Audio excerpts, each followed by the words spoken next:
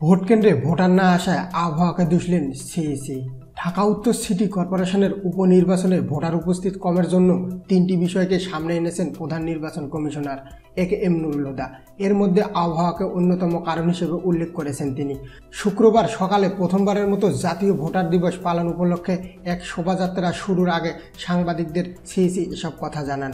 জাতীয় সংসদ ভবনের সামনে মানিক মিয়া এভিনিউ থেকে শোভাযাত্রাটি শুরু হয়ে বঙ্গবন্ধু আন্তর্জাতিক সম্মেলন কেন্দ্রে গিয়ে শেষ হয়। ভোটার উপস্থিতি কমের ব্যাখ্যা দিয়ে সিইসি বলেন, ঢাকা সিটি নির্বাচনে ভোটার কম হয়েছে কারণ এই নির্বাচনের মেয়াদ কম, বিএনপি অংশ নেয়নি।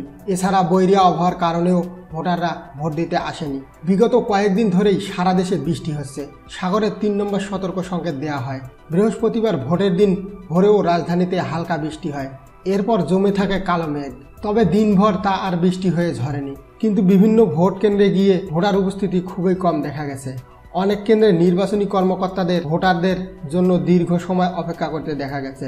অবশ্য ঘোষিত ফলাফলে বলা হয়েছে ৩১.৫% ভোট পড়েছে।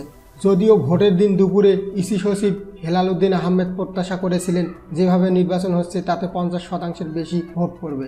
রাজনৈতিক বিশ্লেষকরা বলেছেন, বিএনপি অংশ না নেয়ায় মানুষের মধ্যে এই ভোট নিয়ে তেমন আগ্রহ ছিল না।